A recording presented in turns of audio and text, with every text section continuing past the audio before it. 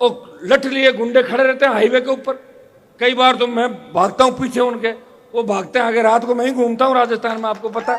और तभी इसमें मामला गड़बड़ हो गया तो लोग कह देंगे भाई फिर 20 साल तक रोता कहीं कर लियो, क्यों नहीं? जिसके पीछे पड़ जाता हूं उसको दिन में तारे दिखा देता हूं, हमेशा दिखाए। भाइयों, अवैध रॉयल्टी के जो नाके यहां पे लगे, आज मैं आया हूं, कुछ तो करके जाऊंगा।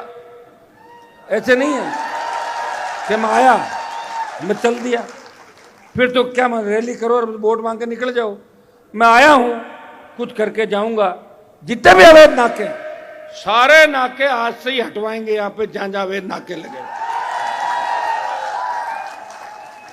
गांव में सड़कें और पेयजल की बहुत बुरी स्थिति है। कोलायत सत्ता में रहा, पहले भी मंत्री रहे, ये भी मंत्री है, ये मुख्यमंत्री के खास हैं। चाहते तो सड़कों का जाल बिछा देते। मैं सत्ता में कभी नहीं रहा। खीमसर में सड़कें देख लो जाके, 5.5 मीटर से चौड़ी सड़कें नहीं मिलेगी गांव के अंदर। और जब नवंबर तक सारी सड़कें बन जाएगी तो मुझे लग रहा कहना पड़ेगा अभी रुक जाओ, 2-4 साल बाद ज्यादा हो रही सड़कें, ढाणी ढाणी गांव गांव सड़कें जा रही। मैं तो ये भी प्रयास कर रहा हूं कि मेरे भाइयों को टोल नहीं देना पड़े। लोकसभा के अंदर फ्री टोल की बात देश में किसी ने करी, नागौर के सांसद ने करी। पिछले हमारे संघर्ष में पूर्ववर्ती सरकार ने स्टेट हाईवे टोल फ्री किए थे, लेकिन इस सरकार ने वापस टोल चालू कर दिए। मेरी मांग है राजस्थान की सरकार से कि मुख्यमंत्री जी, ये रात कैंप लगा के मुफ्त के सिलेंडर और मुफ्त की दवाई बांट के आप सत्ता में आना चाहते हो, ये राजस्थान की जनता जानती है। वो पैसा आप कहां से लाए थे? वो पैसा बजरी माफिया का है। वो पैसा डीजल पेट्रोल पे जो टैक्स लगता है, वो दिल्ली भी टैक्स लगा रही है, आप भी टैक्स लगा रहे हो। वो पैसा टोल का पैसा है, रजिस्ट्रेशन का पैसा देना पड़ता है, टोल का पैसा देना पड़ता है। और 3 लेयर हम किस तरह भुगतेंगे? एक ट्रक कोलाई से रवाना होके अगर 4 महानगरों में जाके वापस बीकानेर आता है तो उसे 25,000 रुपए का टोल देना पड़ता है। कहां चलाएगा व्यक्ति टोल, बताओ मुझे। ये गुंडागर्दी देखिए आप, डीटीओ आरटीओ वाले, वो अगर इनको नींद आ जाए तो पुलिस वाले और लठ लिए गुंडे खड़े रहते हैं हाईवे के ऊपर। कई बार तो मैं भागता हूं पीछे उनके, वो भागते हैं आगे। रात को मैं ही घूमता हूं राजस्थान में, आपको पता है। बाकी नेता तो 8 बजे सो जाते हैं, तो भगाता हूं। तो इस हालत के लिए कौन जिम्मेदार है? इस हालत का जिम्मेदार तो अपन खुद है कि हमें वोट की ताकत से हमारी खुद की सरकार बनानी। मैं ये तो नहीं कहता कि एक दिन के अंदर राजस्थान और भारत सोने की चिड़िया बन जाएगा, लेकिन मैं प्रयास कर रहा हूं।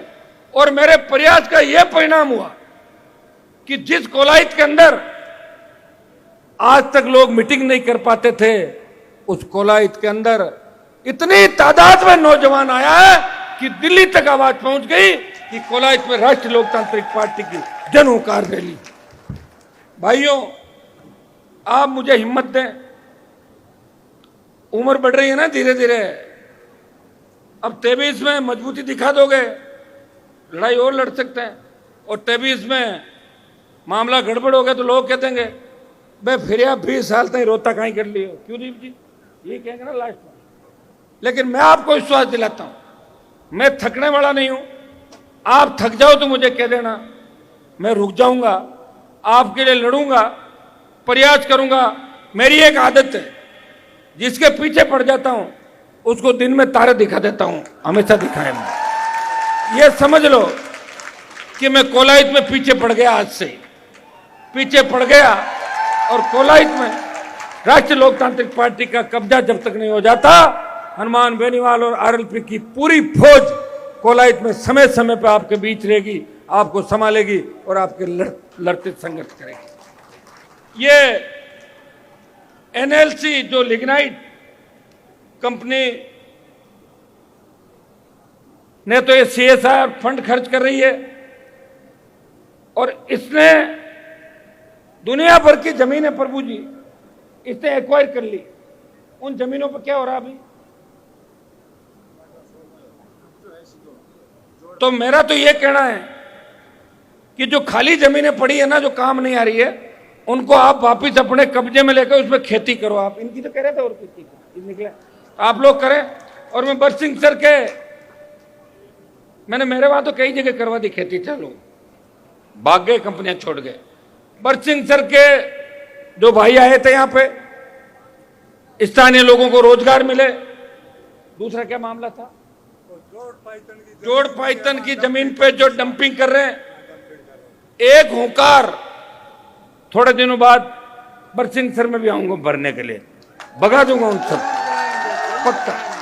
आप निश्चिंत रहें, बीकानेर और नागौर में कोई अंतर नहीं, क्योंकि नौजवानों की सबसे बड़ी ताकत अगर आरएलपी के अंदर है तो नागौर, जोधपुर, बीकानेर, बाड़मेर के अंदर यहाँ का नौजवान ताकत से हर लड़ाई को लड़ता है। एक मैसेज डालता हूं और अपने आप कलेक्ट्रेट पे चले जाते हैं। मैं धन्यवाद दूंगा मेरी पूरी टीम को कि मजबूती से यहाँ पे सारी टीम लड़ाई लड़ रही है। हमारे आज के जो ज्ञापन थे, ये तो राज्य में पढ़ के ज्ञापन भी सुना दूं आपको। स्टेट हाईवे संपूर्ण कर्जा माफी की बात कांग्रेस पार्टी ने करी, बीजेपी ने करी। संपूर्ण कर्जा माफ हो, कृषि हेतु मुफ्त बिजली राजस्थान में मिले। और क्यों नहीं मिले, बिजली उत्पादन के अंदर अपने एक नंबर पे आ रहे हैं देश के अंदर। थोड़े दिनों बाद जब एक नंबर पे आ रहे हैं तो फ्री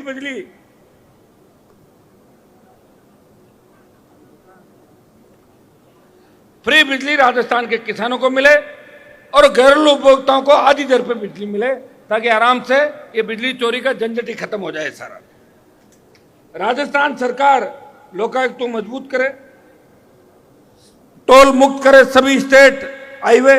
फिर दिल्ली की बात करेंगे अपन।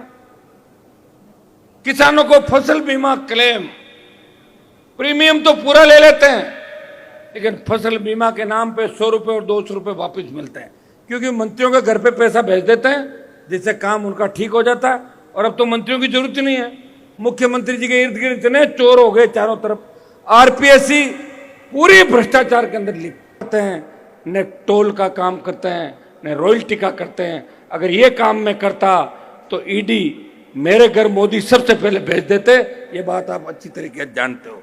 तो एक व्यक्ति काजल की कोठरी में रहते हुए, राजनीति में रहते हुए, जिसपे दाग नहीं लगा, और हाँ अगर कर ली, ना कोई नहीं करवा सकता।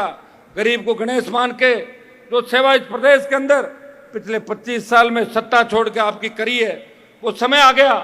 हमें कलम की ताकत इस बार चाहिए भाइयों। मैंने पिछले चुनाव के अंदर भी कहा था, जब आपके बीकानेर के नेता भी मुख्यमंत्री की दौड़ के अंदर थे, वो कह रहे थे कि आप हमारा नुकसान कर रहे हो, तो मैंने बयान दिया।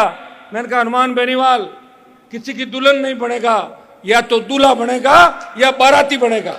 मैं बाराती बनने को भी तैयार हो गया, लेकिन बाराती को कोई ढंग का दूल्हा तो मिले।